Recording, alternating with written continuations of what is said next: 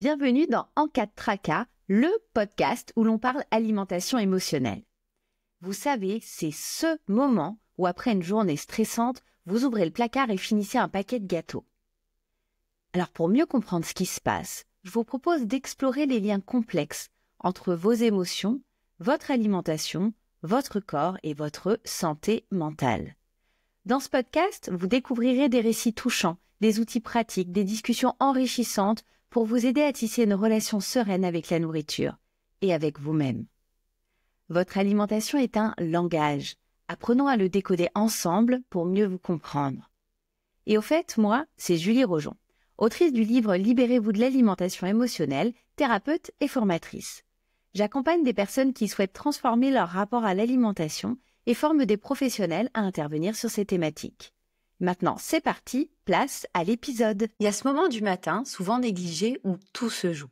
Ce moment qui peut poser une base stable, un socle de régulation, ou au contraire, installer dès le départ une tension interne, invisible, mais bien réelle. Ce moment-là, c'est celui du petit déjeuner. Ce n'est pas une injonction à bien manger, ce n'est pas un nouveau rituel bien-être à ajouter à une routine déjà saturée, c'est une porte d'entrée vers un corps plus régulé, un cerveau mieux soutenu, un émotionnel plus stable. Et ce que je vous propose aujourd'hui, c'est de comprendre en profondeur, scientifiquement, ce que le corps vit le matin et comment un petit déjeuner adapté peut faire toute la différence en matière de psychonutrition. Et libre à vous de faire le tri, d'expérimenter, de choisir et d'arbitrer en fonction de qui vous êtes et de ce qui fonctionne pour vous. Comme je le dis souvent, l'alimentation est un langage. Apprenons à le décoder ensemble pour mieux vous comprendre. Alors, c'est parti. Au réveil, le corps est en déséquilibre physiologique, c'est-à-dire que l'organisme sort d'un jeûne nocturne, si on ne souffre pas de compulsions nocturnes, et pendant plusieurs heures, il a fonctionné en mobilisant ses réserves. Le foie a utilisé son glycogène hépatique pour maintenir la glycémie, donc c'est cette réserve de sucre. Le cerveau, lui, il est très énergivore. C'est 20-25% de l'apport en glucose et le cerveau a continué à fonctionner, notamment pour consolider la mémoire et réguler le sommeil paradoxal. Le système nerveux, lui, il se prépare à la relance. C'est le fameux cortisol dont on entend souvent parler, l'hormone de l'éveil et du stress. Il est naturellement élevé à ce moment-là et c'est d'ailleurs souhaitable puisque si on n'en a plus, on n'a plus de jus, on n'arrive plus à se mettre debout. Et à ce moment-là, si aucune nourriture ne vient relayer les besoins du corps, celui-ci va maintenir ce mode de compensation hormonale. Ça va être l'augmentation du cortisol et de l'adrénaline, la mobilisation des protéines musculaires pour produire du glucose par ce qu'on appelle la néoglucogénèse. Et au niveau émotionnel, on peut ressentir plein de choses. Ça peut se traduire par de l'irritabilité, de l'anxiété, une hypoglycémie qui va être latente, une difficulté de concentration. Et encore une fois, nous sommes tous différents, donc mes propos sont à pondérer. Peut-être que vous ne ressentez pas du tout ces effets. Ce qu'il faut bien comprendre, néanmoins, c'est que de ne pas manger ou de manger de manière inadaptée le matin, c'est entretenir une forme d'alerte biochimique interne. Le corps reste en tension et c'est souvent invisible, mais bien réel. Alors, pourquoi beaucoup de personnes ne mangent pas le matin ? C'est une question qu'on me pose souvent. Le corps peut être en hypervigilance chronique. Le stress, par exemple, va couper la faim. Il peut y avoir une mémoire de privation qui est due à des périodes de régime, de contrôle alimentaire. Le corps s'est habitué à se passer d'apports matinaux. Donc là, on est vraiment sur une question d'habitude. Il peut y avoir des dîners très tardifs ou trop riches, donc une digestion incomplète. Le matin, on se réveille, il y a une absence de faim réelle, donc on se passe de manger et c'est souhaitable. Il peut y avoir aussi une désynchronisation du rythme circadien. Le rythme circadien, c'est le rythme jour-nuit.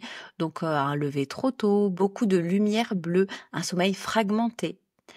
Et le petit déjeuner, dans ces cas-là, ne peut pas être prescrit, imposé, universalisé. C'est chacun qui doit faire ses expérimentations et trouver ce qui est bon pour soi. Le petit déjeuner, si on a envie de le réintroduire, il doit être réintroduit de manière progressive, avec douceur, comme une reconnexion au signal de sécurité alimentaire et encore une fois, si ça vous fait du bien. Le fait de prendre un petit déjeuner le matin, ça permet de nourrir le cerveau, dès nos premiers pas. On va parler de neurotransmetteurs, de glucose, de micronutriments. Le cerveau, il ne stocke ni glucose, ni acides aminés. Les acides aminés, c'est les petits wagons qui sont dans les protéines, ni micronutriments. Il dépend entièrement de l'alimentation pour fonctionner et notamment du glucose, du tryptophane, des oméga 3 et de micronutriments dits cofacteurs. La littérature scientifique récente et notamment certains travaux mettent en évidence le rôle des protéines non seulement sur la satiété, mais aussi sur le métabolisme de base via ce qu'on appelle la thermogénèse. Cela signifie que bien manger le matin peut littéralement activer notre métabolisme. Il y a un élément que j'ai pas précisé au début de cet épisode et qui me paraît important. Dans ce podcast, je parle de l'alimentation émotionnelle, des troubles des conduites alimentaires parfois, et cet apport vis-à-vis du petit déjeuner concerne vraiment un rapport à l'alimentation qui va être déséquilibré, qui va être souffrant. Si on souffre de sa relation à l'alimentation, alors ce petit déjeuner va être extrêmement intéressant, et c'est là tout mon propos. Si vous ne souffrez pas de votre relation à l'alimentation et que vous avez pour habitude de ne pas manger le matin, de pratiquer le jeûne intermittent, que ça vous va très bien, qu'il n'y a pas de gêne fonctionnelle dans votre quotidien, qu'il n'y a pas de répercussions sur votre santé et voire au contraire d'ailleurs que les répercussions sont favorables, eh bien allez-y, continuez. Mon propos concerne vraiment les personnes qui souffrent de leur rapport à l'alimentation et qui ont des compulsions en fin de journée. Je reviens à mes moutons. Je voulais vous parler tout d'abord du glucose, qui est le carburant principal du cerveau. Un apport stable va permettre une concentration qui va être soutenue, une humeur stable, une activation cognitive qui va être fluide. Et à l'inverse, une hypoglycémie qui va être induite par la prise d'un café à jeun ou d'un petit déjeuner à base d'alimentation ultra transformée va créer comme un effondrement énergétique qui va être compensé par le cortisol et qui va générer de l'anxiété, ce qu'on appelle du craving sucré, c'est-à-dire que je vais être attirée par des aliments sucrés et une agitation mentale. D'ailleurs, on entend souvent que le cerveau fonctionne au sucre. C'est vrai. Mais ce qu'on oublie, c'est que c'est surtout la stabilité du glucose qui fait la différence, qui fait toute la différence. Et c'est pas tant d'avoir du sucre que d'éviter des montagnes russes glycémiques. Et c'est là que le petit déjeuner joue un rôle d'orchestrateur neurochimique. Deuxième élément intéressant, c'est le tryptophane. C'est un acide aminé essentiel qui est un précurseur direct de la sérotonine, c'est-à-dire qui va permettre de créer de la sérotonine, qui est un neurotransmetteur, comprenez un messager chimique de la régulation émotionnelle. Son transport vers le cerveau va dépendre de la présence de glucides à index glycémique modéré qui vont stimuler l'insuline et qui vont permettre à la barrière hémato-encéphalique de faire passer le tryptophane. C'est pour ça qu'on conseille souvent de prendre un goûter sucré vers 16-17 heures parce que c'est à ce moment-là que l'organisme va avoir besoin de sérotonine et le fait de prendre un goûter sucré va permettre d'ouvrir les barrières du cerveau et va permettre à la sérotonine de passer la barrière hémato-encéphalique et d'arriver à destination. Troisième élément, ce sont les oméga 3.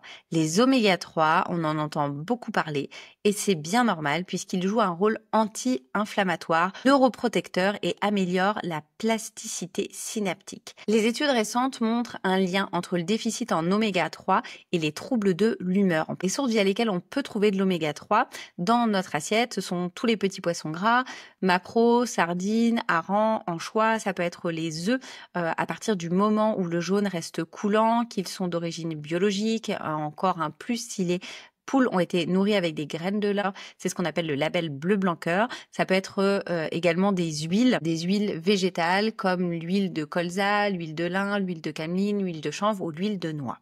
D'autres éléments qui vont être très intéressants, ce sont les micronutriments qui sont des cofacteurs comme le magnésium. On en parle énormément dans le cadre de l'alimentation émotionnelle, des troubles des conduites alimentaires. Le magnésium, il calme le système nerveux. C'est un cofacteur de transformation du tryptophane en sérotonine. Vous voyez, la boucle est bouclée. On peut parler aussi du zinc qui est un soutien immunitaire et anti-inflammatoire. On a aussi certaines vitamines du groupe B, la B6, la B9, la B12 qui sont indispensables à la méthylation et à la synthèse de la dopamine, de la noradrénaline et de la sérotonine. Donc chaque matin, sans ces nutriments, eh bien c'est une matinée sans soutien neurochimique. Alors attention, ce n'est pas une ode à la supplémentation. Si besoin, bien évidemment, vous pouvez vous faire accompagner avec un suivi individualisé et des dosages biologiques qui vont être adaptés. Alors concrètement, Qu'est-ce qu'on peut faire et qu'est-ce qu'on peut intégrer dans notre petit déjeuner pour soutenir le moral et l'équilibre psycho-émotionnel pour un petit déjeuner qui va vraiment tout changer. Et je vous invite à tester, à expérimenter et à voir ce que ça donne chez vous et à voir si vous avez envie de l'adopter.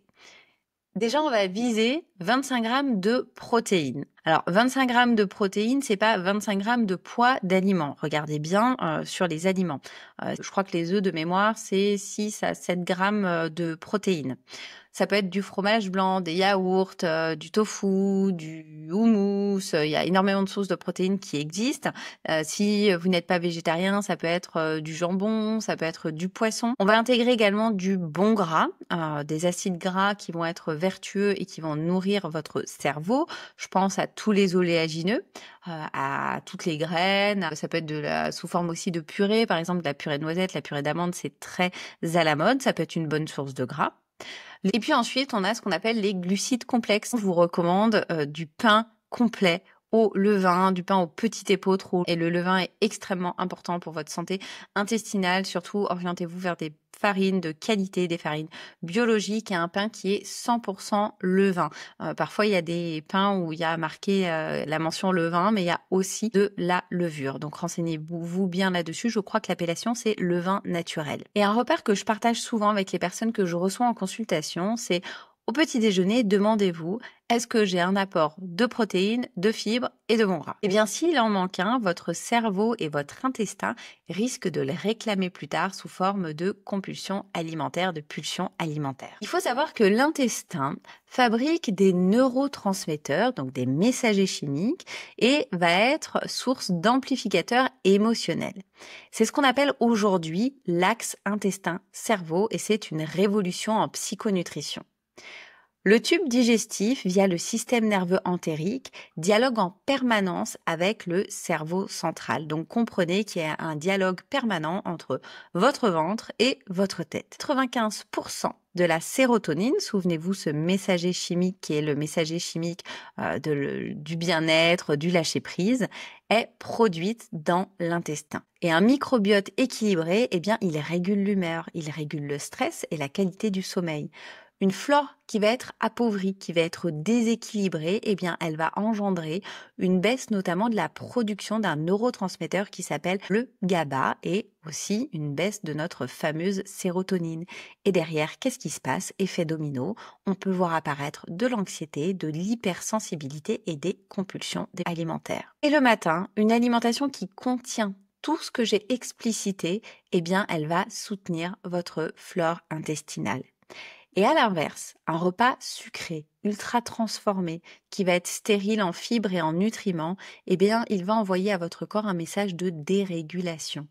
Et la journée démarre avec un intestin perturbé, ce qui va amplifier la fatigue, la fragilité émotionnelle. Bien évidemment, on peut manger des aliments ultra transformés, on évite le matin et si de temps en temps on en mange quand même le matin, il n'y a pas mort d'homme. Tout est une question de nuance, de régulation et comme on le dit souvent, c'est la dose qui fait le poison. Ce petit déjeuner, quand même, si vous décidez de l'adopter, il change beaucoup de choses. Moi, les observations cliniques que je fais en séance chez les personnes qui réintègrent un petit déjeuner structuré, eh bien, c'est la diminution des compulsions alimentaires, particulièrement en fin de journée.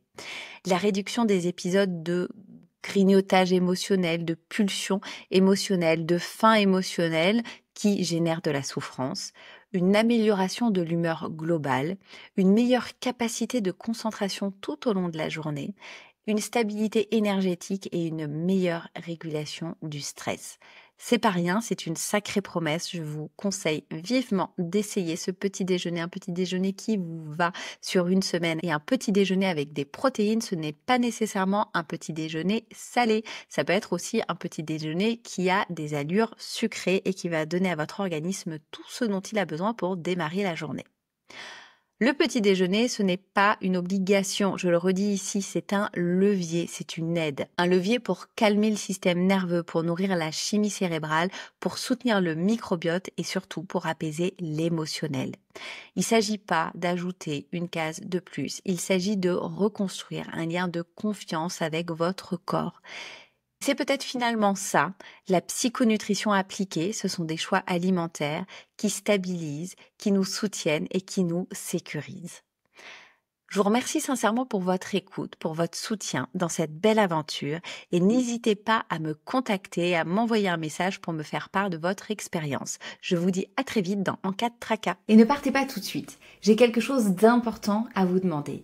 Si cet épisode vous a plu, notez-le ou suivez-le sur votre plateforme d'écoute.